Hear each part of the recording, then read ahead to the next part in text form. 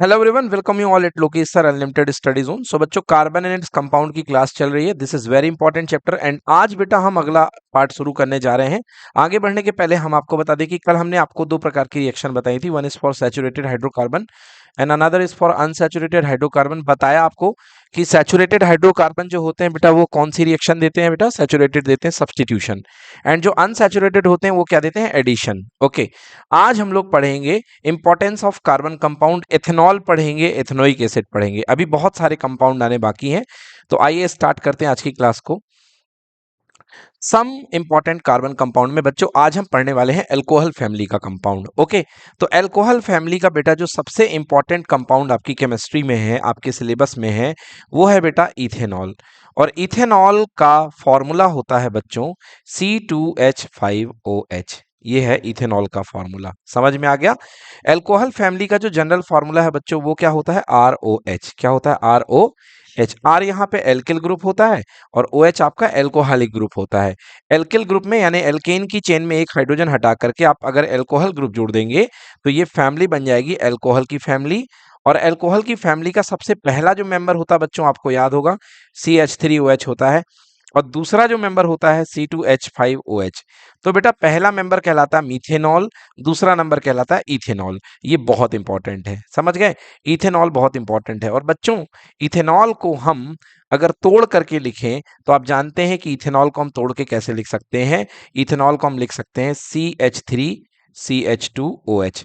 So this is nothing but C2H5। आप इसको मिला करके देख लें, कार्बन 2 हैं तो C2 हो गया, और हाइड्रोजन 5 हैं, 3 और 2 5। तो एक्चुअली ये C2H5 ही है, मगर हमने यहाँ पे इसको चेन फॉर्म में लिख दिया। क्लियर। तो CH3CH2OH कह लो या C2H5OH कह लो, बात बराबर है। इथेनॉल प्रॉपर्टी लिक्विड होता है, कहां पर, रूम टेम्परेचर पे। ठीक है बच्चों, रूम टेम्परेचर पे ये लिक्विड हुआ करता है। Second, commonly called alcohol. बेटा जितना भी संसार में एल्कोहल कंज्यूम किया जाता है उसका कंटेंट बेटा यही इथेनॉल ही है। चाहे जिस रूप में एल्कोहल कंज्यूम किया जाए बेटा, इसमें ये एल्कोहल में यही पड़ा होता है। Active ingredient of all alcoholic drinks, बिल्कुल सही। जितनी भी एल्कोहलिक ड्रिंक बनती हैं उनमें सब में एक्टिव इंग्रेडिएंट सही होता है, because it is a good solvent. It is also use in medicine such as tincture of iodine, cough syrup and many tonics. बेटा इसकी प्रॉपर्टी होती है कि ये चीजों को घोल लेता है, मतलब बेटा ये बहुत अच्छा सॉल्वेंट है। और इसके अच्छे सॉल्वेंट होने के कारण इसको हम बहुत अच्छे अच्छे चीजों बनाने में सॉल्वेंट के रूप में इसका यूज करते हैं, जैसे टिंचर ऑफ आयोडीन बनाने में, कफ सिरप बनाने में, और बेटा बहुत सारी टॉनिक्स आती हैं, समझ गए ना, उनको बनाने में, सर्दी खांसी की दवाई आती हैं, उनको बनाने में यूज किया जाता है। Soluble in water in all proportion. बेटा ये हर अनुपात में पानी में घुल सकता है, ज्यादा भी घुलेगा, कम में भी घुलेगा, पानी में ये बहुत इजीली घुल सकता है। यस। बात करते हैं बच्चों प्रॉपर्टीज ऑफ एल्को एथेनॉल की। तो सबसे पहले कुछ प्रॉपर्टीज देखेंगे जो कि बहुत इंपॉर्टेंट है। तो पहली प्रॉपर्टी हम पढ़ने वाले हैं बच्चों सोडियम के साथ। किसकी प्रॉपर्टी पढ़ेंगे बेटा, एल्कोहल की, एथेनॉल की। तो ये देखिए भाई साहब क्या होने वाला है। आपने सोडियम ले लिया और एथेनॉल ले लिया, तो बेटा एथेनॉल है और सोडियम है ना, क्या रिएक्शन होगी बच्चों, हाइड्रोजन गैस लिबरेट हो जाएगी। ये देखिए कुछ इस तरीके की रिएक्शन होगी। जैसे ही आप एथेनॉल की रिएक्शन कराएंगे तो दो हाइड्रोजन के मॉलिक्यूल निकल जाएंगे। तो बैलेंस करना है, दो हाइड्रोजन निकल रही, तो यहाँ पे क्या जोड़ोगे बच्चों, 2। और यहाँ पे भी आपको क्या लेना पड़ेगा, 2। और ये बन जाएगा 2CH3CO, CS2 CS3 CS2O, और O के बाजू में क्या जुड़ा जाएगा, Na। क्या जुड़ा जाएगा, Na। और ये जो कंपाउंड कुछ इस तरीके से बनेगा। ये देखिए 2 यहां लगा दिया, 2 यहां लगा दिया, 2 यहां लगा दिया, वैलेंस हो गई। और बेटा जो बनने वाला कंपाउंड है इसको बोलते हैं सोडियम एथॉक्साइड। क्या बोलते हैं, सोडियम एथॉक्साइड। इसका नाम याद रखिएगा, ये वाला पार्ट इसका सोडियम है क्योंकि सोडियम प्लस में जाता है, और ये वाला पार्ट इसका जो है नेगेटिव में जाएगा। इसको बोलते हैं सोडियम एथॉक्साइड। अगर आपको ये रिएक्शन अच्छी नहीं लग रही तो मैं आप थोड़ा और सिंपल करके बता देता हूं। देखो बेटा, आपने लिया था सोडियम Na प्लस, आपने क्या लिया था बेटा यहाँ पे, एथेनॉल। एथेनॉल का फॉर्मूला ऐसा लिखो, C2H5OH। बेटा सिंपल वाला लिख लो, है ना, चेन में मत लिखो। इसको ऐसे भी लिख सकते हो बट ये भी सही है, C2H5OH। अब आपको पता है आपने किसकी रिएक्शन कराई, सोडियम के साथ। तो बेटा सोडियम जो है यहाँ पर जाकर के हाइड्रोजन को रिप्लेस कर देगा। क्लियर हो गया। सोडियम हाइड्रोक्साइड इसको क्या करेगा, रिप्लेस करेगा। ऑल यू नो, जब भी हाइड्रोजन होती है तो H2 के फॉर्म में रिप्लेस होती है। तो H2 के फॉर्म में रिप्लेस करने के लिए आपको दो हाइड्रोजन चाहिए, तो यहाँ पे क्या लगाओगे, दो। क्लियर कि नॉट क्लियर। और ये क्या बन जाएगा, C2H5O, और हाइड्रोजन की जगह जाकर के बैठ जाएगा सोडियम ONA। क्लियर। तो ये बन गया सोडियम एथॉक्साइड। दो हाइड्रोजन निकली हैं, तो यहां पर सोडियम भी दो लगेंगे, तो दो सोडियम और यहां भी दो आ जाएगा। सो इस तरीके से रिएक्शन बैलेंस हो गई। बनने वाला कंपाउंड क्या कहलाता है बेटा, पीछे से पढ़ेंगे, इसका नाम है सोडियम, और ये इथेन का ऑक्साइड है, सो दिस इज कॉल्ड एथॉक्साइड, तो इसका नाम बनेगा sodium ethoxide, sodium ethoxide. Clear हो गया। ये बहुत important, very very important reaction है बेटा, आती है बहुत सारी एग्जाम में, कि बताइए अगर सोडियम रिएक्शन करता है बेटा एल्कोहल के साथ तो क्या बनता है। सोडियम अगर रिएक्शन करेगा एल्कोहल के साथ तो हाइड्रोजन गैस लिबरेट हो जाएगी और सोडियम एथॉक्साइड बन जाएगा। ठीक है बच्चों, चलिए अगली रिएक्शन की ओर बढ़ते हैं, इसको नोट करिए पहले आप। चलिए आगे बढ़ते हैं, अगली रिएक्शन की ओर बढ़ते हैं। तो पहली रिएक्शन आपने देख ली बच्चों, सोडियम के साथ आपने इथेनॉल की रिएक्शन करी है, तो ये बन गया सोडियम एथॉक्साइड और हाइड्रोजन गैस यहाँ पे लिबरेट हो गई है। नेक्स्ट रिएक्शन की ओर आगे बढ़ते हैं। अगली रिएक्शन का नाम नोट करिए। अगली रिएक्शन है reaction to give unsaturated hydrocarbon, या सिंपल इस रिएक्शन का नाम लिखिए डिहाइड्रेशन ऑफ इथेनॉल, है ना। डिहाइड्रेशन ऑफ इथेनॉल मतलब इथेनॉल से पानी अलग करना। डिहाइड्रेशन का मतलब क्या होता है बेटा, पानी अलग हो जाना, पानी निकल जाना, तो इसको बोलते हैं डिहाइड्रेशन। हाइड्रेशन दो वर्ड होते हैं बच्चों, हाइड्रेशन, हाइड्रेशन का मतलब होता है पानी का जुड़ना, है ना। हाइड्रेशन का मतलब होता है पानी का जुड़ना, मतलब addition of H2O, addition of H2O। और दूसरा होता है बेटा डिहाइड्रेशन, दूसरा होता है डिहाइड्रेशन मतलब पानी का निकलना। जब आपको गर्मियों में लू लग जाती है तो उसको बोलते हैं डॉक्टर की भाषा में डिहाइड्रेशन हो गया, मतलब पानी कम हो गया, मतलब पानी का रिमूव हो जाना। तो आइए, बड़ी अच्छी रिएक्शन है, देखिए पहले मेरे शब्दों में, कि अगर आप पानी निकालेंगे किस तरीके से पानी निकल जाएगा अल्कोहल में से। तो अल्कोहल का फॉर्मूला लिख लो। सर कौन सा अल्कोहल, बेटा एथिल अल्कोहल। जब भी अल्कोहल की बात होती है ना तो उसे एथिल अल्कोहल ही समझा जाता है। बेटा डिहाइड्रेशन चल रहा मतलब निकालेंगे, ठीक है ना। तो ये अल्कोहल है आपके पास में बेटा, जिसका नाम है C2H5OH। और आप यहां से क्या करेंगे, यहां पर बेटा आप डिहाइड्रेशन कर देंगे इसका। ओके, तो डिहाइड्रेशन करने के लिए आपको यहां पर एक स्ट्रॉन्ग डिहाइड्रेटिंग एजेंट जो पानी सुखाने वाला है वो रखना पड़ेगा। तो आई बिलीव कि पानी सुखाने के लिए आप यहां पे कंसंट्रेट H2SO4, जो कंसंट्रेट H2SO4 होता है बच्चों, वो पानी निकालने का काम करता है। किसी भी चीज पे पड़ जाए पानी को सुखा देता है। बेटा ध्यान दो यहाँ पे, तो क्या हो जाएगा, पानी, पानी का फॉर्मूला होता है बेटा H2O।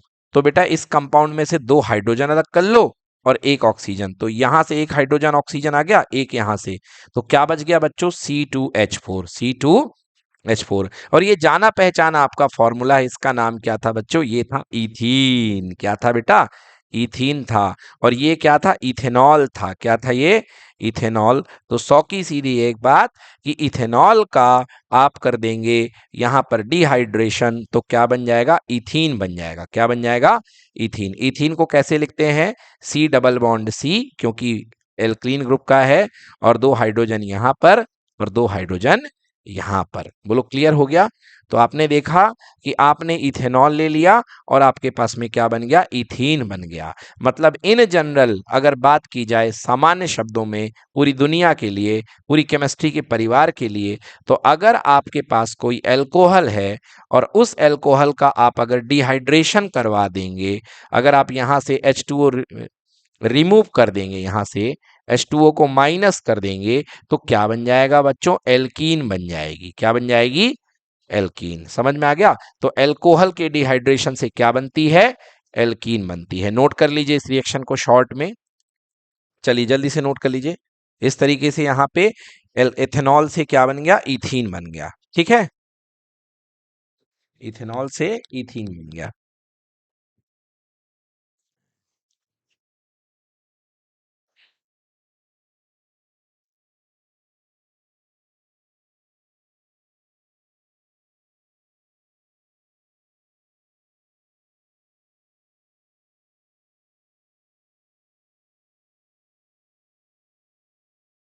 क्लियर। अच्छा, कंसंट्रेट H2SO4 क्या होता है बेटा, इसको बोलते हैं हम लोग पानी सुखाने वाला, इंग्लिश में इसे बोलते हैं डिहाइड्रेटिंग एजेंट। क्या बोलते हैं, डिहाइड्रेटिंग एजेंट, ठीक है ना। Yes, dehydrating agent concentrate H2SO4। इस रिएक्शन का नाम है डिहाइड्रेशन। इस रिएक्शन का नाम है क्या, H2SO4 बेटा sulphuric acid, concentrate sulphuric acid है, ठीक है। तो आपने देखा किस तरीके से यहां पर अनसैचुरेटेड हाइड्रोकार्बन यानी कि इथीन प्रोड्यूस हो चुका है। चलिए इसको रफ कर दे, मिटा दिए, निकल लिख लिया। चलिए यहां पर एक सवाल पूछा युवराज ने कि सर क्या ये रिएक्शन H2SO4 से ही होगी। बेटा यहाँ पे कंसंट्रेट H2SO4 की जगह आप दूसरा भी कोई यहाँ पे डिहाइड्रेटिंग एजेंट इस्तेमाल कर सकते हैं ना। यहाँ पर कंसंट्रेट H2SO4 बहुत फेमस है, आप इसके जगह कोई दूसरा भी स्ट्रॉन्ग डिहाइड्रेटिंग एजेंट इस्तेमाल कर सकते हैं, कई सारे होते हैं, है ना। क्या बोल रहे हैं बेटा, पानी सोखने वाला मतलब क्या, स्पंज, वाह बेटा, देखो कितना मतलब यार खतरनाक बात कर दी आपने। भाई साहब ये पूछ रहे हैं कि सर क्या स्पंज यूज कर सकते हैं, मतलब बेटा आप, खतरनाक बात है, जरा सोचो कि आपके पास एक गिलास में शराब भरी हुई है, अल्कोहल भरी हुई है, और आपने उस अल्कोहल में आपने स्पंज डुबा दिया, रुई डुबा दी, और आप कहेंगे लो सर पानी पी लो। अब आप तो, हमने क्योंकि अल्कोहल से पानी निकाल दिया और आप आइए हम आपको पानी पिला दें, भाई साहब नहीं कर सकते हो बेटा। ये फिजिकल प्रोसेस है, क्या है ये, फिजिकल। ये जो काम कर रहे हो बेटा ये फिजिकल है, और आपको केमिकल करना है। क्या करना है आपको, केमिकल। आप कोई सॉलिड में से लिक्विड अलग नहीं कर रहे हो कि आपने स्पंज में से पानी सुखा दिया, समझ गए ना। कि घर में पानी गिर गया हो कहीं पर फ्लोर में, कि पानी पड़ा हुआ है, मेहमान आने वाले हैं, उनका मुंह ना फूट जाए, तो आपने कहा स्पंज ले लो और जल्दी से पानी सुखा दो, समझ गए। ये केमिकल प्रोसेस है भाई साहब, तो ये तो हो ही नहीं सकती कभी। चलिए खैर, एक बहुत बढ़िया अच्छा सा मजाक था ये। तो आपने क्या देखा बेटा, इथेनॉल से क्या बन गई, इथीन बन गई। इन जनरल यदि मैं बोलूं आपसे, तो अल्कोहल से क्या मिलेगा आपको, एल्कीन मिलेगी। क्या मिलेगी, एल्कीन मिलेगी। जी हाँ, ऐसा पूछा जा सकता है कि अल्कोहल के डिहाइड्रेशन से क्या मिलता है, एल्कीन मिलती है। अल्कोहल के डिहाइड्रेशन से एल्कीन मिलती है। आइए बात करते हैं ऑक्सीडेशन रिएक्शन। क्या बात करते हैं, ऑक्सीडेशन। भैया ऑक्सीडेशन किसका कराने वाले हो सर जी, अरे अल्कोहल चल रहा है तो हम ऑक्सीडेशन भी कराएंगे अल्कोहल का। किसका कराएंगे, अल्कोहल का। चलिए देखिए, इसको मैं पहले आपको रटा देता हूं, बाद में इसको समझाऊंगा। ऑक्सीडेशन किसका कराऊंगा, अल्कोहल का, तो इसको रट लो बेटा। जो लोग अल्कोहल पीते हैं ज्यादा, जो लोग ज्यादा क्या पीते हैं, अल्कोहल, तो अल्कोहल पीने से उनकी मौत तक हो जाती है, होती है कि नहीं होती है। ज्यादा अल्कोहल पी करके अल्कोहलिक हो जाते हैं, और फिर एक दिन उनका लीवर खराब हो जाता है। लीवर क्या हो जाता है, खराब। तो याद रखना कि अल्कोहल के ऑक्सीडेशन से बनता है एसिड। क्या बनता है, एसिड। और हाइड्रोकार्बन के एसिड का पूरा नाम होता है, इस एसिड तो लिख दिया, बट ये सर कौन सा एसिड है बेटा, ये एसिड होता है जिसका नाम है कार्बोक्सिलिक एसिड। कौन सा एसिड, हाँ, कार्बोक्सिलिक एसिड बनेगा। और आपको पता है कि एसिड आपके लीवर को क्या करता है, हार्म करता है। क्या करता है, हार्म करता है। तो ये बेटा याद करने का तरीका है कि अल्कोहल से क्या बनेगा, एसिड बनेगा, और एसिड आपके लीवर में जाके उसको खत्म कर देगा, समझ गए ना, चीर फाड़ डालेगा। एसिड बहुत खतरनाक होता है। तो इस तरीके से अल्कोहल के ऑक्सीडेशन से एसिड बनेगा। आइए देखते हैं किस प्रकार से बनता है। देखो बेटा, तो मैंने एक अल्कोहल ले लिया बेटा, C2H5OH, ये हो गया अल्कोहल, और प्लस यहाँ पे मैंने ऑक्सीडेशन कराया। क्या कराया, ऑक्सीडेशन। सर ये जिंदगी में मैंने पहली बार देखा, आपने इस ऑक्सीजन को डिब्बे के अंदर रख रखा है। बेटा जो फ्रेश ऑक्सीजन होता है, पैदा हुआ तुरंत का ऑक्सीजन, बिल्कुल तुरंत का पैदा हुआ ऑक्सीजन, इसको बोलते हैं बेटा नेसेंट ऑक्सीजन। क्या बोलते हैं, नेसेंट ऑक्सीजन। नेसेंट मतलब नया नया, हिंदी में बोलते हैं नवजात। हिंदी में क्या बोलते हैं, नवजात। आपने सुना होगा अस्पताल के सामने लिखा रहता है, नवजात शिशुओं का टीकाकरण करवाएं। नवजात शिशु मतलब पैदा हुआ शिशु। तो यही बेटा ये जो तुरंत का पैदा हुआ ऑक्सीजन है। सर अगर ये तुरंत पैदा हुआ है तो इसके मम्मी पापा भी तो होंगे, इसको जो लेने गए होंगे, बिल्कुल सही बात है। तो इसको पैदा करने वाले जो हैं वो भी आपको लिखे जाते हैं यहाँ पे, इसको पैदा कौन करता है। तो इसको पैदा करने के लिए बेटा एक बहुत ही भयंकर, खतरनाक ऑक्सीडाइजिंग एजेंट होता है जो सामने वाले को ऑक्सीडाइज कर देता हाल हाल में, उतना ही बेटा। कोशिश तो बहुत अच्छी, यहाँ पर एक बच्चे ने कहा नाइट्रिक एसिड, वेल ट्राई, बहुत अच्छी कोशिश करी आपने बेटा, बट यहाँ पर उससे भी बेटा बढ़िया एक आपको दिखाता हूं मैं। यहाँ पे होता है KMnO4। क्या होता है? KMnO4। इसे बोलते हैं बेटा पोटेशियम परमैंगनेट, पोटेशियम। हाँ, तो बेटा यहाँ पर आपके पास में KMnO4 आप लेंगे, और KMnO4 जैसे ही आप लेंगे तो ये ऑक्सीजन को पैदा करेगा, और ये ऑक्सीजन आ करके इसके साथ रिएक्शन कर जाएगी, और अब देखिए क्या बन जाएगा। अब बन जाएगा बेटा CH3COOH। सर जरा गिनती कर लीजिए, देखिए बेटा यहाँ पर जो है CH3COOH बन जाएगा। आइए रिएक्शन को पहले हम देख लेते हैं, बाद में गिनती करेंगे, ठीक है ना। तो पहले ये सब हटा करके रिएक्शन को देखते हैं। ये देखिए, carbon compound can be easily oxidized on combustion. In addition to this complete oxidation, we have reaction in which alcohol are converted into carboxylic acid. वैसे तो आपने कंबशन का देख लिया था, है ना। कार्बन आपने देख लिया था कि कार्बन जो कंबशन होता है, मैंने लास्ट क्लास में बताया था बेटा कि अगर प्योर कार्बन लोगे तो CO2 बन जाएगा, और अगर आप हाइड्रोकार्बन लोगे बेटा तो आपके पास में CO2 बनेगा, और क्या बनेगा? H2O। याद आ गया कि हाइड्रोकार्बन कोई भी लोगे तो CO2 बनेगा और H2O बनेगा। क्लियर? जिसमें एक वर्ल्ड फेमस क्वेश्चन आपको वेदांत का नहीं भूलना चाहिए, कि वेदांत ने कहा था कि सर हम जो गैस घर में LPG जलाते हैं, तो LPG को जलाने पर हम CO2 तो ठीक है, हमको पानी क्यों नहीं मिलता है? समझ गए ना। वेदांत सोच रहे थे कि LPG जलेगी तो बाजू में गैस के उससे एक टंकी का नल निकलना चाहिए, और गैस जलेगी साथ साथ में पानी भी भर जाए। तो बेटा पानी जो होता है निकलता तो है, मगर बहुत कम मात्रा में निकलता है वेपर की फॉर्म में। समझ में आ गया? इसलिए टंकी तो नहीं भर सकते हम, मगर वेपर की फॉर्म में पानी थोड़ा बहुत जरूर निकलेगा। चलिए, तो फिलहाल हम यहाँ पर कर रहे हैं अल्कोहल का ऑक्सीडेशन। तो ये देखिए आपके पास में अल्कोहल है।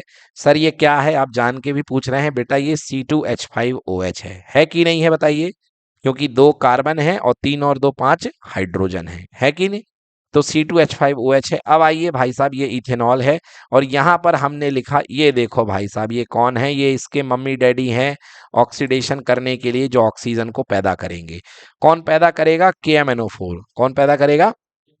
एल्कलाइन। एल्कलाइन मतलब बेटा बेसिक, एल्कलाइन मतलब बेसिक, मतलब बेसिक सोल्यूशन KMnO4 का सॉलिड फॉर्म। बेटा KMnO4 जो होता है ना बेटा, वो उसका पाउडर आता है, और आप उसको घोल देते हैं तो बेटा ये पर्पल हो जाता है। समझ गए? KMnO4 पर्पल होता है। तो जब इसका आप सोल्यूशन बनाएंगे बेटा तो ये पर्पल हो जाएगा, और जैसे ही आप इसको हीट देंगे बेटा तो देखो यहाँ पर CH3CaOH बन जाएगा। ठीक है, तो आपके पास में ये रिएक्शन आ जाएगी CH3COOH। ऑब्वियसली बेटा पानी में डालने के बाद ही इसका पर्पल सोल्यूशन बनेगा, मीडियम बनेगा। हाँ, ठीक है। तो बच्चों यहाँ पे एल्कलाइन KMnO4, और हीट देने पर बेटा जैसे ही आप इसको एल्कलाइन KMnO4 का सोल्यूशन बनाएंगे, आपको ये क्या कर देगा बेटा? ऑक्सीजन पैदा करके दे देगा इससे भिड़ने के लिए।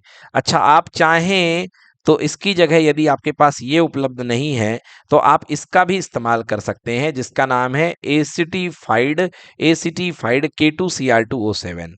बेटा ये भी केमिस्ट्री का एक कंपाउंड है, इसका नाम है पोटेशियम डाइक्रोमेट। क्या नाम है? पोटेशियम डाइक्रोमेट, है ना। तो आप चाहे तो ऊपर वाला यूज कर लें, चाहे तो आप नीचे वाला यूज कर लें। ऊपर वाला लेंगे तो एल्कलाइन रहेगा, मतलब बेसिक मीडियम रहेगा, और नीचे वाला लेंगे तो एसिडिक मीडियम रहेगा, उसको बोलेंगे एसिटिफाइड। ठीक है, तो इस तरीके से आपने देखा कि एथेनॉल के ऑक्सीडेशन से क्या बनता है बच्चों?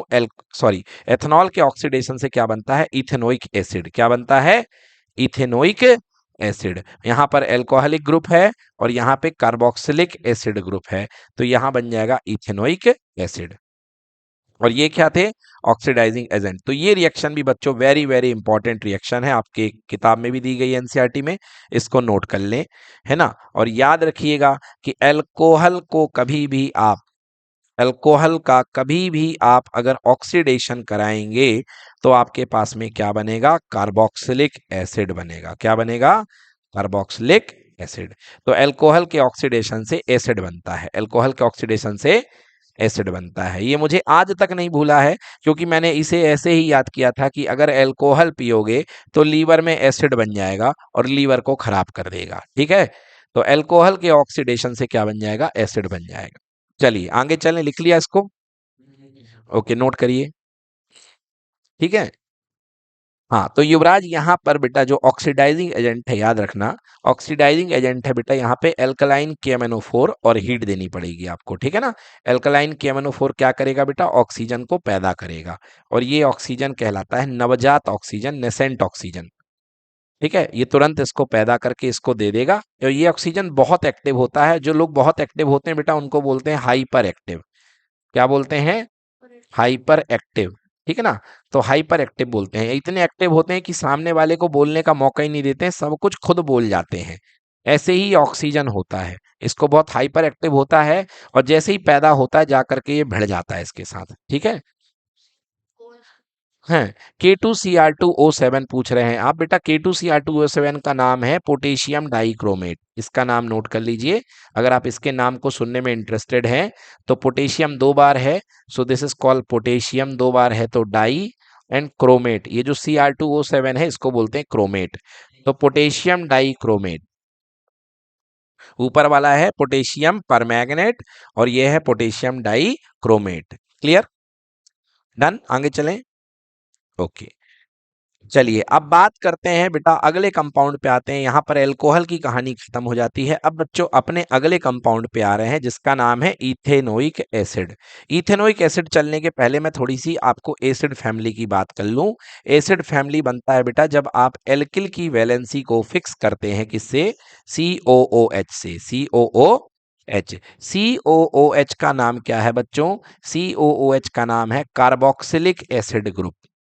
Carboxylic acid group.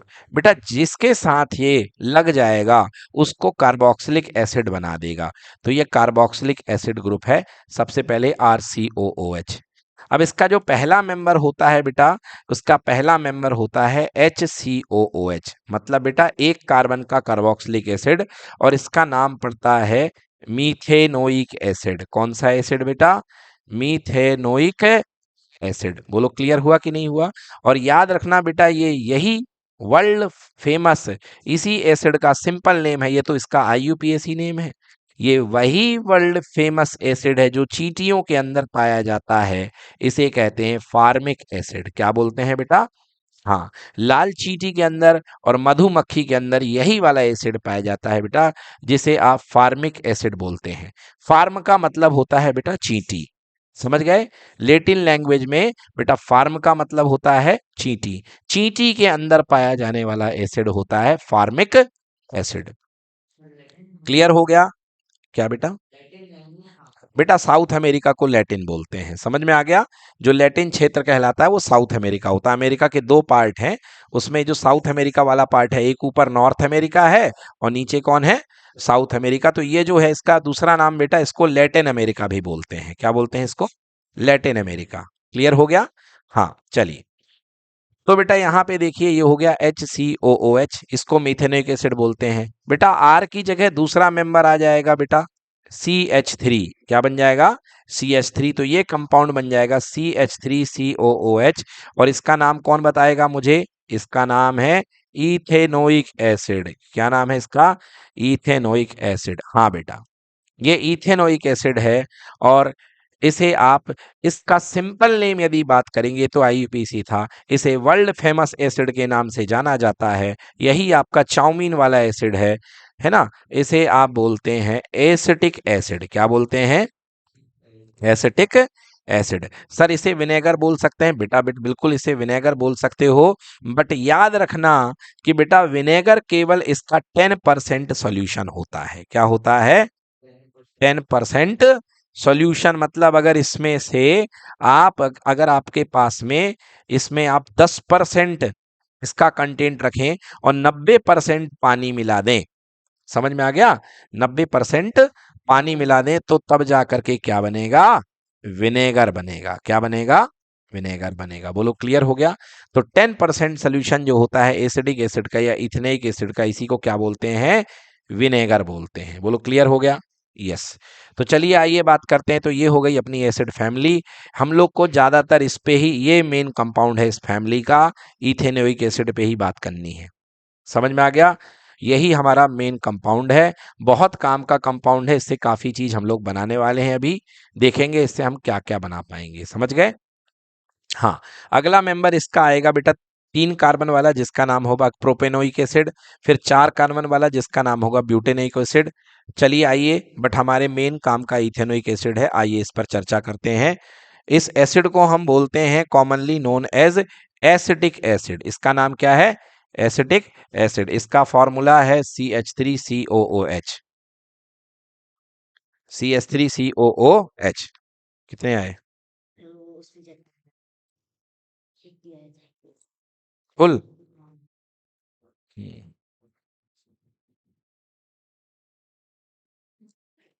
चलिए, तो अब बात करते हैं बेटा इसकी। इसे बोलते हैं हम commonly known as acidic acid. इसे एसिडिक एसिड बोला जाता है।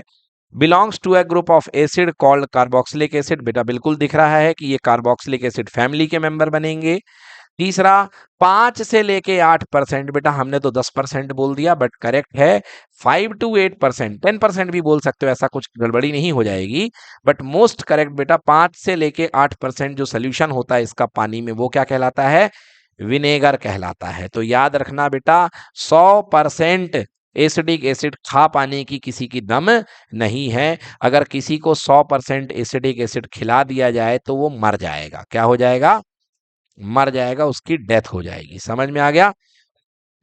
हाँ, ठीक है ना। तो 100% एसिडिक एसिड नहीं खाया जा सकता है, केवल 5 से लेके 8% का एसिटिक एसिड ही कंज्यूम करने के योग्य होता है। ठीक है, क्या बेटा? बेटा अब ये है कि तुम, अब देखो बेटा यहाँ पे एक सवाल आया है कि सर थोड़ा सा कंज्यूम कर लिया तो, अब आप ये है कि सुई की पिन में रख करके कर रहे हैं, तो आपके 1 चम्मच। हाँ बेटा, हाँ तो शरीर को नुकसान कर जाएगा बेटा। हाँ देखिए बेटा, आप खाते हैं, बट आप जो खाते हैं वो विनेगर खाते हैं। वो बेटा 5 से लेके 8% कंसंट्रेशन का ही विनेगर आपको मिलता है। जो मार्केट में आपको एसिटिक एसिड मिलेगा वो प्योर मिलेगा ही नहीं, आपको 5 से लेके 8% का ही मिलेगा। समझ में आ गया? और 5 से लेके 8% ही बहुत खतरनाक होता है, आपने टेस्ट तो किया ही है सबने। चलिए अगला, बेटा एसिटिक एसिड का काम क्या होता है बेटा? ये प्रिजर्वेटिव का काम करता है बेटा। अचार को सुरक्षित रखने के लिए एसिटिक एसिड का इस्तेमाल किया जाता है। आप जानते होंगे, होटल वगैरह में आप जाओ तो बेटा वो लोग सुबह से प्याज काट करके रख लेते हैं बहुत सारी।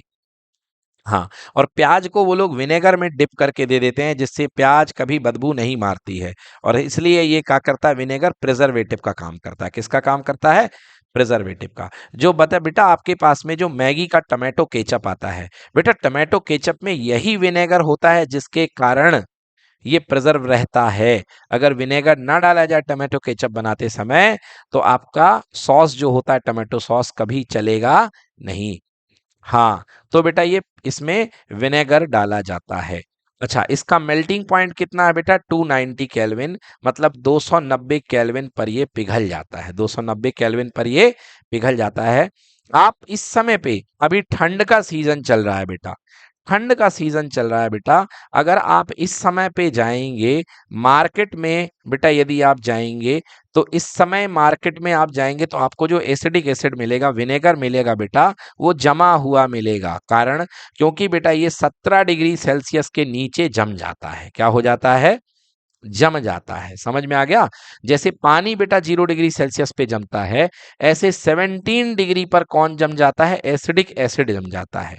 तो इस तरीके से जो फ्रोजन एसिडिक एसिड होता है उसको बोलते हैं ग्लेशियल। ग्लेशियल मतलब ग्लास के जैसा एसिटिक एसिड। तो फ्रोजन एसिडिक एसिड को हम ग्लेशियल एसिटिक एसिड भी बोलते हैं। समझ में आ गया?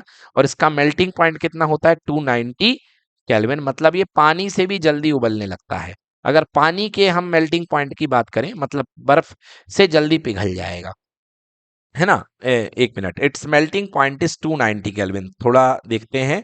हाँ, बर्फ का मेल्टिंग पॉइंट होता है 0 डिग्री सेल्सियस, यानी कि 273, 273 केल्विन। और 290 मतलब कितना ज्यादा है बेटा? 17 ज्यादा है। कितना ज्यादा है? 17 ज्यादा है। तो बेटा ये 17 के ऊपर यानी 18 पे पिघल जाएगा। 18 पे पिघल जाएगा। समझ में आ गया कि नहीं आया? है ना। हाँ, 290 पर मतलब 17 पर पिघल जाएगा या 18 पर पिघल जाएगा, कोई बड़ी बात नहीं है 17 18।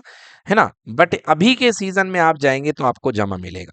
लाइक अभी का टेम्परेचर अपने यहाँ 10 डिग्री सेल्सियस है, तो अगर आप रात को अभी विनेगर खरीदने जाएंगे तो आपको बिल्कुल जमा हुआ मिलेगा। समझ गए। शॉप में आपको विनेगर बिल्कुल पत्थर के जैसे मिलेगा, क्योंकि अभी वो अपने मेल्टिंग पॉइंट के नीचे है, मेल्टिंग पॉइंट के नीचे है। बिल्कुल ठीक है ना। आपकी फ्रिज में रखा हुआ तो भी जमा हुआ होगा, और घर में जो रखा हुआ वो भी बिल्कुल जमा हुआ होगा, गर्मियों के समय में पिघल जाता है। आइए बात करते हैं रिएक्शन ऑफ इथेनोइक एसिड की।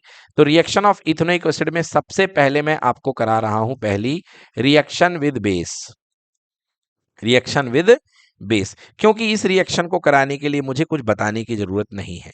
भाई इथेनोइक एसिड क्या है, एक एसिड है, CH3COOH, ये एक एसिड है। और आप जानते हैं कि इसकी एक बेस के साथ रिएक्शन कराएंगे, NaOH। ऑल यू नो कि अगर एसिड और बेस आपस में रिएक्ट करते हैं तो क्या बनाते हैं, सॉल्ट एंड वाटर। क्या बनाते हैं, सॉल्ट एंड वाटर। तो भैया पहले मैं वाटर निकाल दूंगा, तो H2O मैंने ये निकाल दिया। चलो देखो H2O की तैयारी कहां से, एक हाइड्रोजन यहां से और एक यहां से, ये निकल गया H2O यानी HOH। बोलो दिख गया। अब बाकी जो बचा है उसको जोड़ दो। क्या बचा मिल गया बेटा, CH3COONA। CH3COONA, ये कंपाउंड बन गया बेटा। इसको हम बोलते हैं सोडियम एसीटेट। बहुत इंपॉर्टेंट कंपाउंड है बेटा, इसका नाम है सोडियम एसीटेट। क्लियर। हाँ, ये क्या है, सोडियम है, और ये वाला पार्ट क्या कहलाता है बेटा, एसीटेट। सोडियम का नेचर क्या होता है बेटा, पॉजिटिव, और एसीटेट का नेचर क्या होता है, नेगेटिव होता है। ठीक है, तो ये वाला पॉजिटिव है और ये वाला नेगेटिव है। How much, okay. तो ये हो गया सोडियम। ठीक है, ओके। तो ये आपका कहला गया compound sodium acetate. Sodium plus वाला पार्ट है और एसीटेट क्या है, नेगेटिव वाला पार्ट। अभी आपको इसकी जरूरत पड़ेगी जानने की कि ये प्लस होता है और ये नेगेटिव होता है। क्लियर। चलिए, तो ये हो गई रिएक्शन विद बेस। ठीक। अब एक और रिएक्शन देखते हैं हम इसकी, सेकेंड रिएक्शन देखते हैं, reaction with alcohol. Reaction with alcohol बड़ी मजेदार रिएक्शन है। देखिए, रिएक्शन विद एल्कोहल मतलब कि खट्टे को यानी एसिड को आप एल्कोहल के साथ मिलाने वाले हो। बड़ा मजा आने वाला है भाई। ये एसिड है आपके पास में, और आप इसको किसके साथ मिलाने वाले हो, एल्कोहल के साथ। एल्कोहल का फॉर्मूला क्या होता है, C2H5OH। C2H5OH। तो आपकी सहायता करने के लिए मैं इसको पलट करके लिखता हूं। इसको मैं ऐसे पलट करके लिखता हूं, OH बॉन्ड C2H5। बताइए कोई दिक्कत है क्या, एक ही चीज है ना, चाहे ऐसे लिख दो चाहे ऐसे लिख दो। तो C2H5OH को आपने ऐसे लिख दिया। अब देखिए क्या चमत्कार होने वाला है। ये देखिए यहां से ये आपको कुछ अलग होता दिखाई दे रहा है, दिख रहा कि नहीं दिख रहा। ये क्या है भाई, पानी है, H2O। तो ये रिएक्शन करेंगे तो यहां से पानी रिमूव हो जाएगा, और जो बच गया है बेटा उसको सीधे सीधे लिख दो कोई दिक्कत के बिना। तो जो बच गया है आपके पास में CH3COO और C2H5। बेटा ये जो कंपाउंड मिला है ये बड़ा ही लाजवाब स्वीट स्मेलिंग कंपाउंड है। मतलब इसमें स्वीटनेस भी है और इसमें स्मेल भी है। ये स्वीट स्मेलिंग कंपाउंड है, इसको बोलते हैं एस्टर। क्या बोलते हैं, एस्टर। और ये जो प्रोसेस करी है हमने हमने एस्टर बना लिया है, इसलिए इस प्रोसेस का नाम है एस्टरीफिकेशन। क्या नाम है बेटा, एस्टरीफिकेशन। बेटा आपने जो टॉफियां खाई हैं, जिसमें आपने कुछ टॉफी खाई है, जैसे एक खाया आपने कच्चा आम, खाया कभी कच्चा आम। चलिए, कच्चा आम खाया आपने, आपने ये टॉफी खाई होगी मैंगो बाइट। कौन सी टॉफी खाई है, मैंगो बाइट। हाँ मैंगो बाइट, ये 100 में जरूर कच्चा बादाम खाया होगा, है ना, मैंगो बाइट। तो बेटा ये जो टॉफियां खाई हैं, जिनमें बेटा फ्लेवर आपको मिलता है, क्या मिलता है, जिनमें आपको फ्लेवर मिलता है। और बेटा बाजार में जब आप जाते हैं गर्मियों के समय में, तो उस समय आप लोग खाते हैं आइस गोला। क्या खाते हैं, आइस गोला, बर्फ का गोला। तो बेटा जितना भी उसमें ये एसेंस डाला जाता है वो सब का सब बेटा एस्टर होता है। क्या होता है ये, एस्टर। तो जितना भी एसेंस बनाया जाता है बच्चों, स्वीट स्मेल का, फलों की खुशबू का जो भी एसेंस आता है बेटा, वो सब किससे बनता है, एस्टर से। तो जितनी भी आम की टॉफी, स्ट्रॉबेरी की टॉफी, जो भी टॉफीज बनती हैं, उनमें सब में ये स्वीट स्मेलिंग कंपाउंड होता है। इस स्वीट स्मेलिंग कंपाउंड को बोलते हैं एस्टर, और इस प्रोसेस को बोलते हैं एस्टरीफिकेशन। क्या बोलते हैं, एस्ट्रीफिकेशन। तो चलिए जल्दी से इसका स्क्रीनशॉट ले लीजिए, आप फोटो ले लीजिए, ये बहुत इंपॉर्टेंट आपके पास में ये रिएक्शन है, इसको नोट कर लीजिए। क्लियर हो गया? चलिए, अच्छा एक बात याद रखना बच्चों, एक रिएक्शन की आदत है इसकी। यहां पर क्या होता है बेटा, ये जो रिएक्शन है ये फटाफट बेटा बैकवर्ड हो जाती है। क्या हो जाती है? बैकवर्ड। क्यों? क्योंकि इसमें पानी तो निकलना था जो हम लिखना भूल गए थे, क्योंकि भैया ये H2O भी तो निकलेगा। और जैसे ही H2O बेटा इसको हम मिलने का मौका देंगे इसमें वापस, ये रिएक्शन पीछे साइड हो जाती है। तो बेटा इस रिएक्शन को बैकवर्ड डायरेक्शन में रोकने के लिए हम इस पानी को सुखा देते हैं, और पानी को सुखाने के लिए हम क्या डालेंगे? H2SO4। तो H2SO4 डालने से बेटा ये पानी सूख जाता है। चलिए नोट करिए। क्या? नहीं।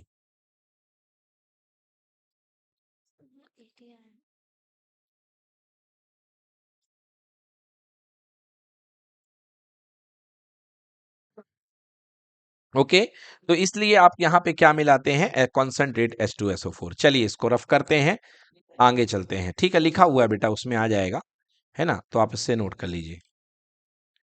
ठीक, चलिए तो आइए देखते हैं reaction of ethanoic acid. Ethanoic acid की रिएक्शन पर विचार करते हैं। सबसे पहले एस्ट्रीफिकेशन रिएक्शन। तो अगर आप कार्बोक्सिलिक एसिड को अल्कोहल के साथ मिक्स करेंगे तो एस्टर बनेगा। ये देखिए आपके पास में ये इथेनोइक एसिड है, ये एथेनॉल है। जैसे ही आप यहाँ पर, अच्छा एसिड क्यों ले रहे हैं मैंने बता दिया, एसिड लेंगे तो ये रिएक्शन वन साइडेड होगी, और अगर आप एसिड नहीं लेंगे तो ये रिएक्शन बैकवर्ड हो जाएगी, है ना? तो इसलिए आप एसिड यहाँ पे ले सकते हैं। एसिड का मतलब यहाँ पे कंसंट्रेट सल्फ्यूरिक एसिड ही है। चलिए, आप तो इस तरीके से लिखेंगे, देखिए यहाँ से एक हाइड्रोजन गायब कर दो और यहाँ से OH गायब कर दो, और इस तरीके से आपके पास बन जाएगा लेफ्ट वाला पार्ट CH3COO और राइट वाला पार्ट CH3CH2 कर दो, या इसी को लिख सकते हो C2H5, और प्लस H2O आपका अलग हो गया, तो यहाँ पे प्लस H2O भी लिखना चाहिए। चलिए, तो ये हो गया आपके पास में। अब फॉर्मेशन ऑफ एस्टर। एस्टर को बनाने की फॉर्मेशन क्या होती है? देखिए इस तरीके से एस्टर को बनाया जाता है। ये जो है बेटा यहाँ पर इसके लिए आपको टेस्ट ट्यूब लेना पड़ता है, जिसके अंदर आप दोनों का मिक्सचर रख देते हैं। किसका किसका मिक्सचर? इथेनोइक एसिड का और इथेनॉल का। ठीक है, तो इथेनोइक एसिड और इथेनॉल आपने मिला करके रख दिया। यहाँ पर एक आप पानी का भरा हुआ बाथ ले लेते हैं, इसको बोलते हैं वाटर बाथ। क्या बोलते हैं इसको?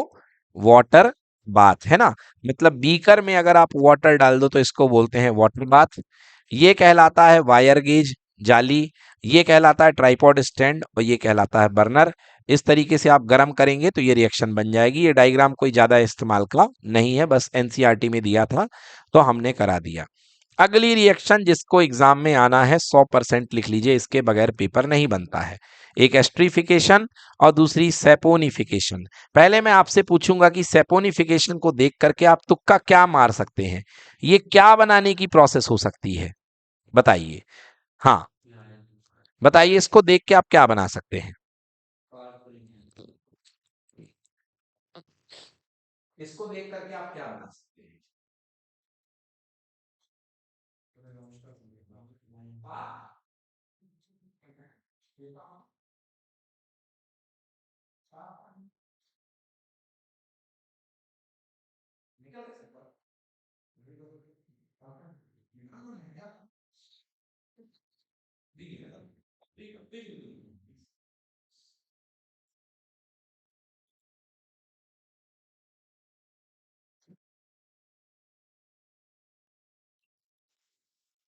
चलिए, तो मैं पूछ रहा था कि बताइए आपको क्या लग रहा है कि सेपोनिफिकेशन का मतलब क्या है? मारो भाई तुक्का। क्या लग रहा है सेपोनिफिकेशन में आप क्या बनाओगे? अच्छा, कुछ कह रहे हैं कि सर सेपरेट करना। आप बताओ बेटा सेपोनिफिकेशन में क्या बनाओगे? अच्छा, सेपोनिफिकेशन में क्या आपको सोप नजर नहीं आ रहा है? साबुन, है ना? तो बेटा हिंदी में इस प्रक्रिया को कहते हैं साबुनीकरण। क्या बोलते हैं? साबुनीकरण। बेटा मतलब आप इसमें साबुन बनाओगे, तो सेपोनिफिकेशन रिएक्शन है, एक्चुअली ये प्रिपरेशन मेथड है सोप की। मतलब साबुन बनाने की प्रोसेस को क्या बोलते हैं? सेपोनिफिकेशन बोलते हैं। तो इसमें आप सीखेंगे कि किस रिएक्शन के थ्रू साबुन बनाया जाता है। देखिए, saponification means preparation of soap. तो सैपोनिफिकेशन में साबुन कैसे बनता है? Reaction with carbonate and hydrogen carbonate. ये तो भाई पहले होना था, ये बीच में क्यों आ गया सैपोनिफिकेशन में? चलिए ठीक है, खैर काम पड़ जाएगा इसका, इसलिए यहाँ पे ये आ गया है। अभी हम आपको दिखाते हैं कि सैपोनिफिकेशन किस तरीके से बनता है।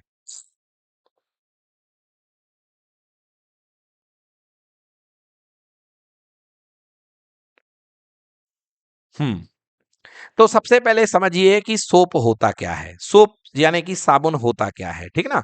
साबुन को आप समझ लेंगे तो आपको समझ में आ जाएगा कि हमें क्या बनाना है। तो सोप का मतलब क्या होता है? SOAP, सोप का मतलब क्या होता है? सोप का मतलब होता है sodium salt, sodium salt of fatty acid, fatty acid. सुन लीजिएगा अच्छे से तो बड़ा मजा आ जाएगा और आपको एक बार में सब चीज समझ जाओगे कि सोप का मतलब होता है, सोप मतलब sodium salt of fatty acid.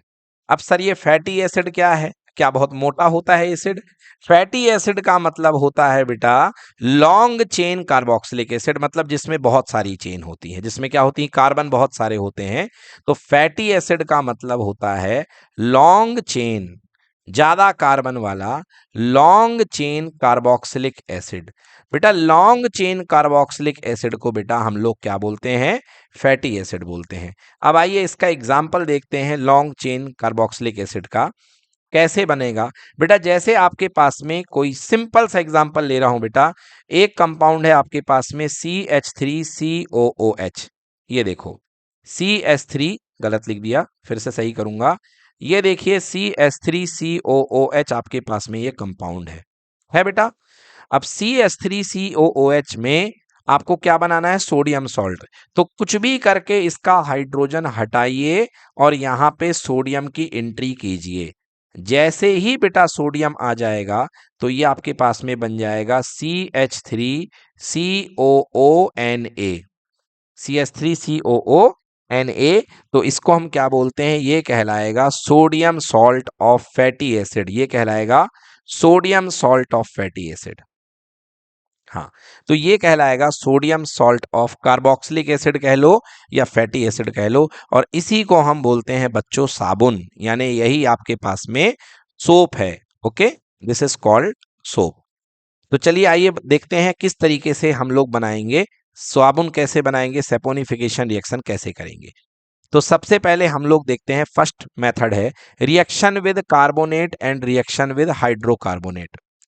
ठीक है, तो reaction with carbonate and reaction with hydrogen carbonate कैसे रिएक्शन होगी? देखिए, या आपने ले लिया इथेनोइक एसिड, या आपका बन गया इथेनोइक एसिड, और आपने एसिडिक एसिड इसी को बोलते हैं, और आपने ले लिया Na2CO3।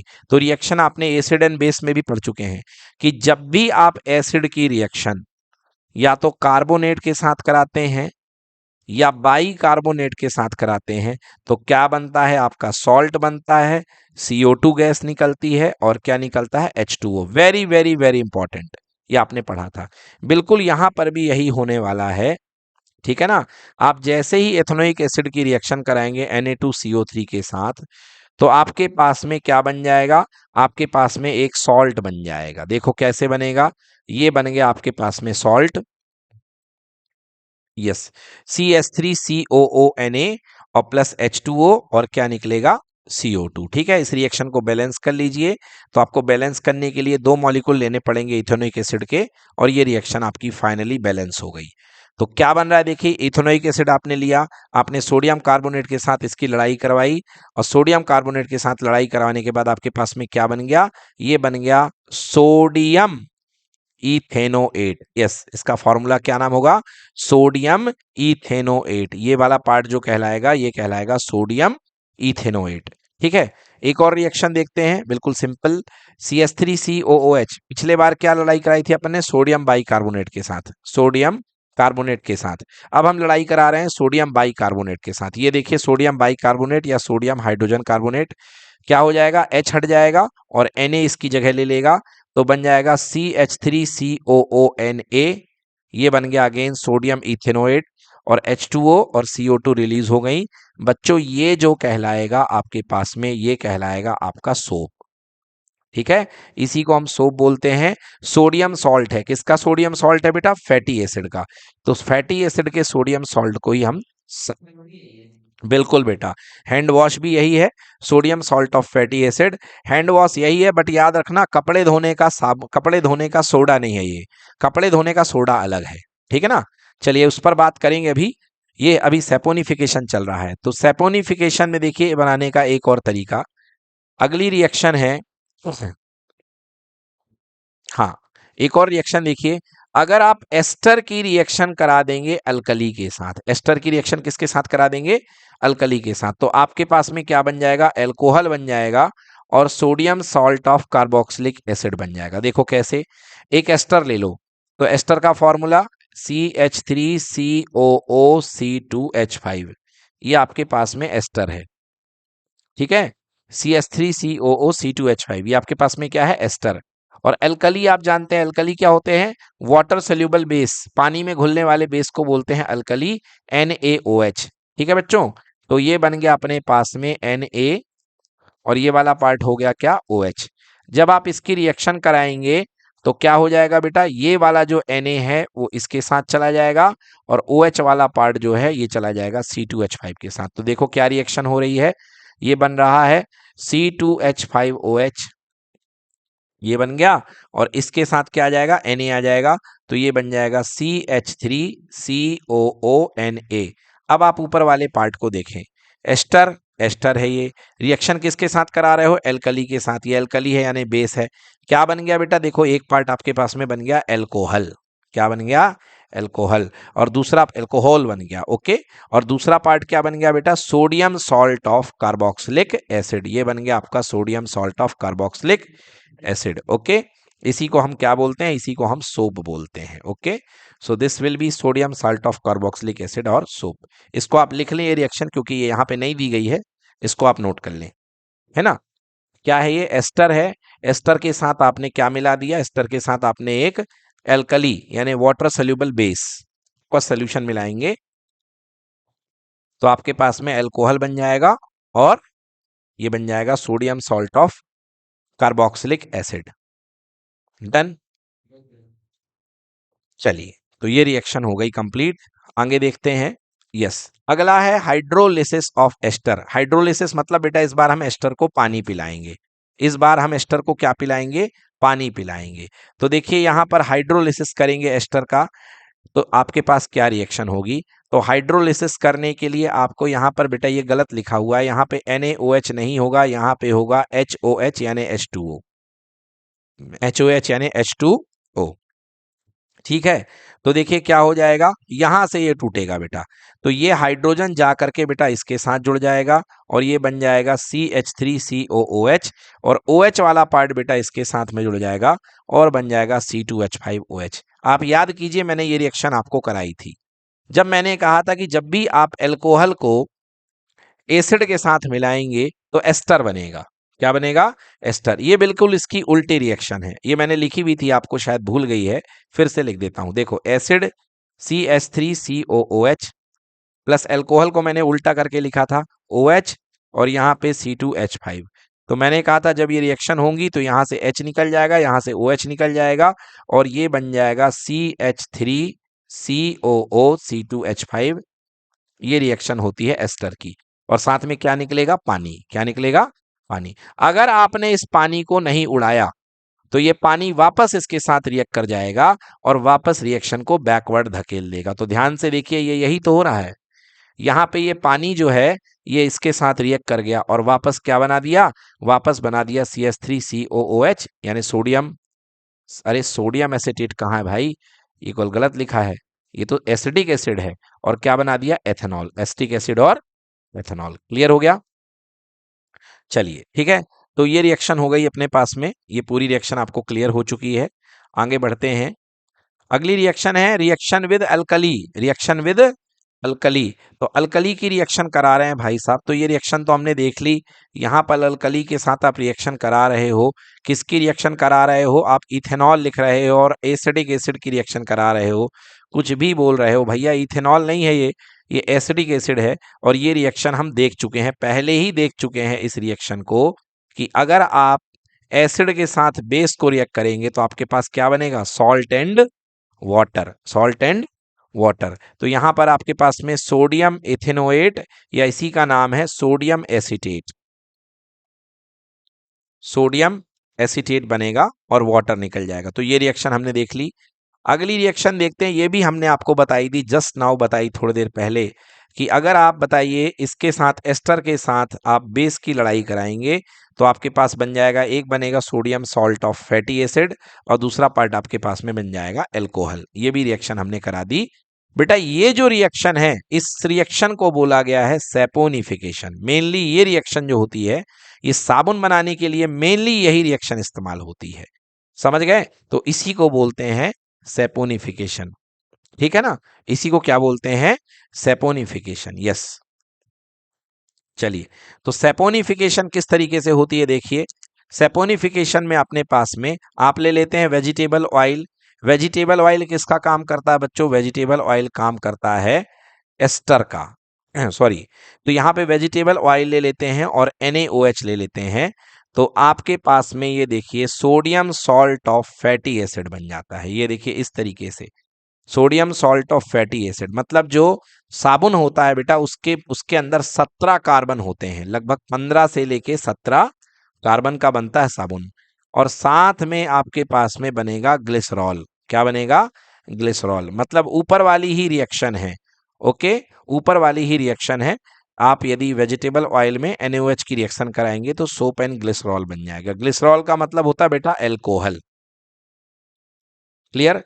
तो अगर आपको एग्जाम में सैपोनिफिकेशन रिएक्शन आएगी तो आप इसका एग्जाम्पल लिखेंगे। मेन एग्जाम्पल आपका, मेन थ्योरम ये है, मेन कंसेप्ट ये है, और इस कंसेप्ट पर जो एग्जाम्पल है वो ये रहेगा, this is called example. So this will be your example. खत्म। अब आता है सोप एंड डिटर्जेंट, ठीक है ना?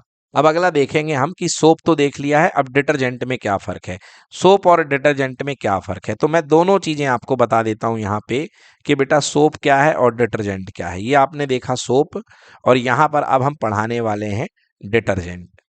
अभी आपने क्या देखा, सोप क्या होता है, सोप जो होता है वो कार्बोक्सिलिक एसिड फैमिली का सोडियम सॉल्ट होता है। कौन सा सॉल्ट होता है, सोडियम सॉल्ट। मतलब कि यहां पे आपके पास में एक एल्किल ग्रुप रहेगा और यहां पे COOH रहेगा, जो RCOOH रहेगा उसमें से हाइड्रोजन को रिप्लेस कर दिया जाता है किसकी मदद से, सोडियम की मदद से। तो आपके पास में साबुन बन जाता है जिसका फॉर्मूला होता है RCOONA। So this is called sodium salt of fatty acid. बार बार इस लाइन को बोल रहा हूं क्योंकि ये लाइन एग्जाम में आएगी। So what is soap, soap is sodium salt of fatty acid, fatty acid. Fatty acid का मीनिंग आपको अभी पिछले स्लाइड में समझ में आ गया, क्योंकि साबुन जब बनता है तो 15 या 17 कार्बन होने चाहिए, कार्बन बहुत ज्यादा होते हैं इसलिए इसको फैटी एसिड बोलते हैं। अब डिटर्जेंट क्या होता है बेटा, डिटर्जेंट में बेटा ये जो आयन होता है ये चेंज हो जाता है, सोडियम सॉल्ट नहीं होता है उस समय। आपके पास में ये जो आयन होता है ये होता है सल्फोनेट आयन, सल्फोनेट आयन। और सल्फोनेट आयन अलग होता है ना? तो डिटर्जेंट जो होता है वो होता है सल्फोनेट सॉल्ट। कौन सा सॉल्ट, सल्फोनेट सॉल्ट। यस। अब आइए देखते हैं सोप और डिटर्जेंट के बीच में क्लासिफिकेशन क्या है।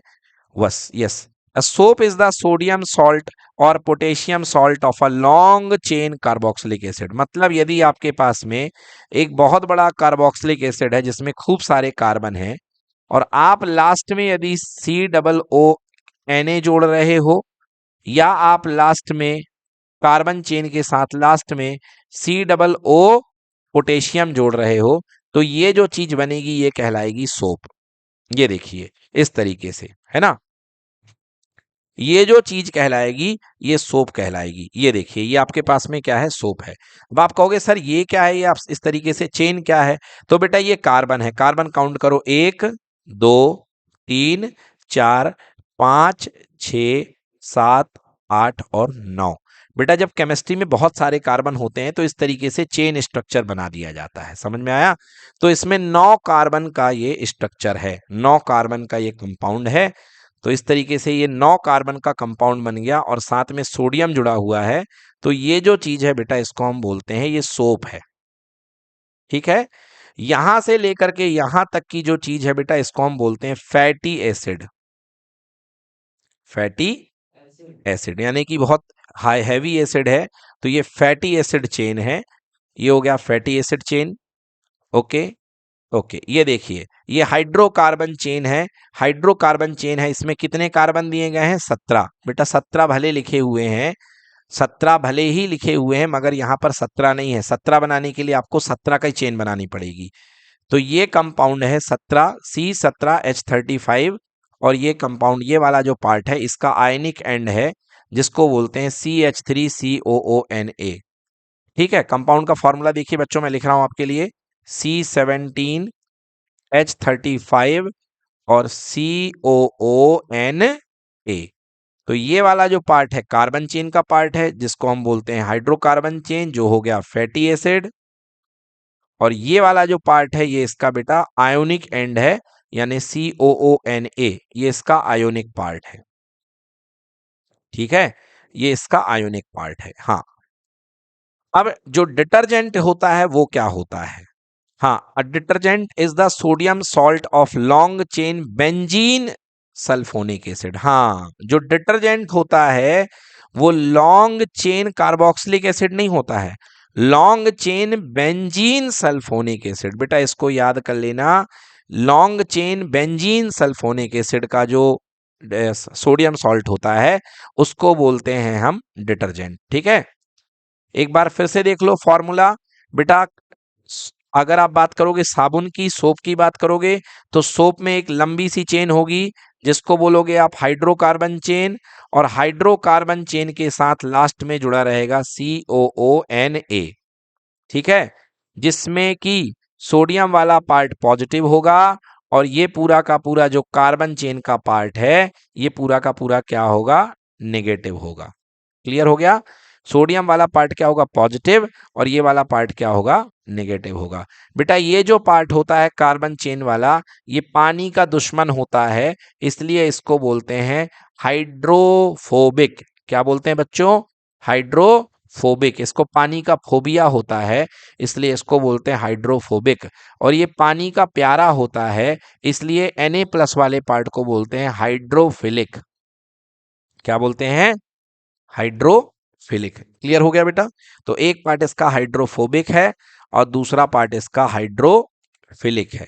ठीक है, तो ये देख लिया आपने सोप। अब डिटर्जेंट की डेफिनेशन देख लो। Detergent is the sodium salt of long chain benzene sulphonic acid. हाँ बेटा, फॉर्मूला नोट कर लो। ये देखो यहां से यहां तक का फॉर्मूला है अपना, ये हो गया लॉन्ग कार्बन चेन बेंजीन, और ये हो गया आपका इसका आयनिक पार्ट। ये इसका आयनिक पार्ट हो गया। ठीक है, हाँ, तो इसमें इसमें sodium salt of long chain benzene sulphonic acid, आज तक आपको यही पूछा गया है, ये वाली लाइन पूछी गई है। Long chain benzene sulphonic acid ये होता है आपका, ये आपका कंपाउंड हुआ करता है, जिसको बोलते हैं हम लोग डिटर्जेंट, है ना। तो डिटर्जेंट अलग होता है, सोप अलग होता है। डिटर्जेंट में केवल कार्बन चेन से सीधे सीधे ये वाला ग्रुप अटैच होता है, और सोप में बेटा ये डायग्राम थोड़ा सा गलत बना हुआ है। सोप में क्या होता है बेटा, सॉरी, डिटर्जेंट में ये डायग्राम गलत बना हुआ है। डिटर्जेंट में एक कार्बन चेन होती है जिसके साथ बेंजीन जुड़ा होता है। ये बेंजीन का स्ट्रक्चर होता है बच्चों, मैंने बताया था क्लास में। और बेंजीन के बाद में ये जुड़ा होता है SO4 - Na+। SO4 - Na+, समझ गए ना? ये SO4 - Na+, ये आपके पास में जुड़ा होता है, इसको बोलते हैं हम लोग detergent. Action of detergent in hard water and soft water, देख लो बेटा, दोनों में फर्क देख लो। दोनों में फर्क क्या है? सोप सॉफ्ट वाटर, जैसे हमारे घर का जो पानी होता है बच्चों, वो हमारे घर का पानी जो होता है सॉफ्ट होता है, जिसको हम पीते हैं। जो पानी पी सकते हो बेटा आप उसको बोलते हैं सॉफ्ट वाटर। तो अगर सॉफ्ट वाटर में आप साबुन को रगड़ोगे तो वो बड़े आसानी से आपको लेदर यानी कि झाग देगा, बहुत बढ़िया, है ना। आपको ये आराम से लेदर प्रोड्यूस करेगा। मगर बेटा अगर हार्ड वाटर में आप साबुन को रगड़ोगे तो हार्ड वाटर में बेटा कैल्शियम और मैग्नीशियम आयन होते हैं। आपने कभी नहीं देखा होगा कि कोई इंसान समुद्र के बाजू में बैठ करके साबुन घिस रहा हो अपनी बॉडी में। कोई समुद्र में साबुन से नहा ही नहीं सकता है, क्योंकि समुद्र में साबुन का झाग नहीं निकलेगा, क्योंकि समुद्र के अंदर, पानी के अंदर कैल्शियम और मैग्नीशियम बहुत ज्यादा मात्रा में होते हैं, जो झाग प्रोड्यूस नहीं करेंगे, जो झाग प्रोड्यूस नहीं करेंगे। बिल्कुल इस्तेमाल नहीं कर सकते आप समुद्र के पानी में साबुन का। ठीक है, क्योंकि साबुन का पानी जो होता है हार्ड वाटर होता है। क्या होता है? हार्ड वाटर होता है। फिर क्या इस्तेमाल करेंगे? फिर आपको वहां पर डिटर्जेंट या शैम्पू लेकर के जाना चाहिए। तो जो डिटर्जेंट होता है बच्चों, डिटर्जेंट जो होता है सॉफ्ट वाटर में तो लेदर देगा ही, हार्ड वाटर में भी ये लेदर देगा। क्या देगा? हार्ड वाटर में भी ये लेदर देगा, मतलब आसानी से आपको झाग दे देगा। तो समुद्र के पानी में अगर आप जाके निरमा घोलेंगे, या आप समुद्र के पानी में जाकर के टाइड घोलेंगे, तो आपका वहां पर बुलबुले और झाग बनेगा। बट अगर आप समुद्र के पानी में जा करके आप साबुन को लगाएंगे, तो कोई झाग नहीं बनेगा, बल्कि एक पिलपिला सबस्टांस बनेगा। बिल्कुल वैसा ही पिलपिला सबस्टांस जैसे आप अपने हाथ में सरसों का तेल रख लीजिए, और सरसों के तेल को रगड़ने के बाद आपने अपने हाथ को साबुन से धोया हो, तो एक चिपचिपा पिलपिला सबस्टांस बनता है। समझ में आया? या आपने कभी घर में, अभी दिवाली निकली, आपने घर में अगर कभी दरवाजे खिड़की पोते हो, तो दरवाजे खिड़की पोतने के बाद आपने हाथ में थोड़ा सा तारपिन का तेल लगाया होगा, है ना? और उसके बाद आपने अपने हाथों को साबुन से धोया होगा, तो आपने देखा होगा हाथ में चिपचिपा पिलपिला सबस्टांस बन रहा था, हाथ से झाग नहीं निकल रहा था। समझ में आ गया? हाथ से झाग नहीं निकल रहा था। तो उस समय जो सबस्टांस बनता है हार्ड वाटर के केस में, उस सबस्टांस को बनते बोलते हैं स्कम। क्या बोलते हैं? ये स्कम बनता है। तो बेटा सॉफ्ट स्कम, SCUM, ठीक है ना? सॉफ्ट वाटर के केस में no scum formed, soft water के केस में स्कम नहीं बनता है, और हार्ड वाटर के केस में स्कम बनेगा। क्यों? क्योंकि यहां पर हार्ड वाटर के केस में जो Mg+2 आयन होते हैं और Ca+2 आयन होते हैं, वो क्या करते हैं? वो बना लेते हैं रिएक्ट करके इनसॉल्युबल प्रेसिपिटेट कॉल्ड स्कम। तो येलो कलर का एक पिलपिला सबस्टांस बन जाता है, जिसको आप बोलते हो स्कम बोलते हो। किसके केस में? हार्ड वाटर के केस में। कब? जब आप हार्ड वाटर की रिएक्शन किसके साथ कराते हो? साबुन के साथ, यानी सोप के साथ। हाँ, सॉफ्ट वाटर के केस में अगर आप डिटर्जेंट डालोगे, तब तो धुआंधार भाई आपको भयंकर लेदर मिलेगा, कोई दिक्कत नहीं है। स्कम की तो बात ही मत करो, स्कम बनेगा ही नहीं। मगर डिटर्जेंट अगर आप हार्ड वाटर में डालोगे, तो क्या स्कम बनेगा? नहीं, हार्ड वाटर में भी आपका स्कम फॉर्म नहीं होगा, क्योंकि स्कम की परेशानी को ही हटाने के लिए आपने क्या करा? डिटर्जेंट बनाया गया है। Two sample of hard water taken, ये देखिए हार्ड वाटर है, सैंपल X है, सैंपल Y है। एक जगह आपने सोप डाल दिया, है ना, सैंपल X है, और दूसरे में Y डाल दिया। देखिए scum forms in sample X, और यहाँ पे आपको मिल रहा है सैंपल Y। कंक्लूजन बताइए, आपने इसमें क्या डाला होगा? इसमें आपने leather forms in Y but not in X।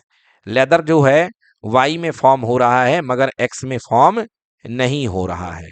ठीक है ना? Conclusion: detergent from leather even with hard water while ordinary soap is wasted due to the formation of scum। देखिए यहां पर आपने क्या डाला है? यहां पर आपने डिटर्जेंट डाला है, और यहां पर आपने क्या डाला है? यहां पर आपने सोप डाला है। तो सोप के केस में ये देखो, ये जो सबस्टांस दिख रहा है आपको पिलपिला टाइप का, ये ऊपर सबस्टांस स्कम बन गया है, मगर यहां पर आपके पास में क्या बना है? यहां पर लेदर मिल गया है, क्योंकि स्कम नहीं बनता है in the case of leather.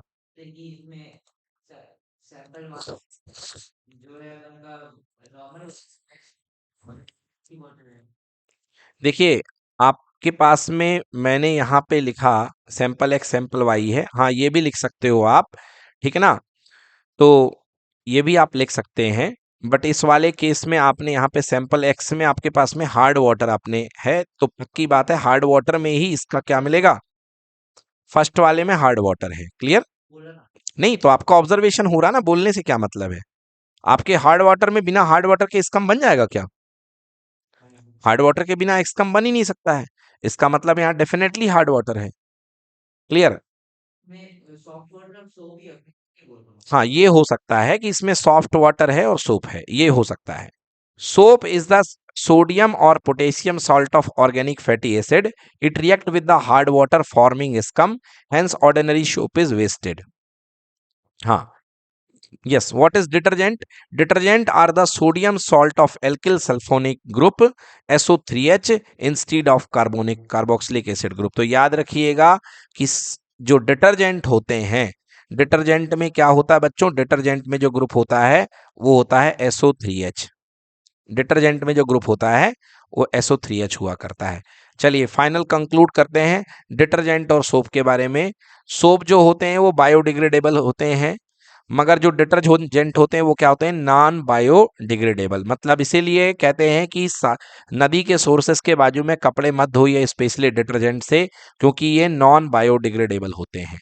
Yes, soaps not suitable for washing hard water. ये हार्ड वाटर के साथ स्कम बना लेते हैं, इसलिए ये हार्ड वाटर में आप इनसे नहा नहीं सकते हो, मगर ये क्या होते हैं? हार्ड वाटर में भी सुटेबल होते हैं। इनका जो क्लींजिंग एक्शन होता है कमजोर होता है, रिलेटिवली क्या होते हैं? कमजोर होते हैं, मगर इनका क्लींजिंग एक्शन जो होता है बेटा रिलेटिवली ज्यादा होता है। इनका जो क्लींजिंग एक्शन होता है वो रिलेटिवली ज्यादा होता है, क्योंकि ये अच्छे से साफ करते हैं और ये हार्ड वाटर में भी काम कर देते हैं। घरों में भी आपने देखा होगा साबुन का निरमा ज्यादा इस्तेमाल होता है, मगर साबुन जो होती हैं वो कम इस्तेमाल होती हैं, क्योंकि निरमे से यानी डिटर्जेंट से कपड़े इजीली साफ हो जाते हैं। हम्म।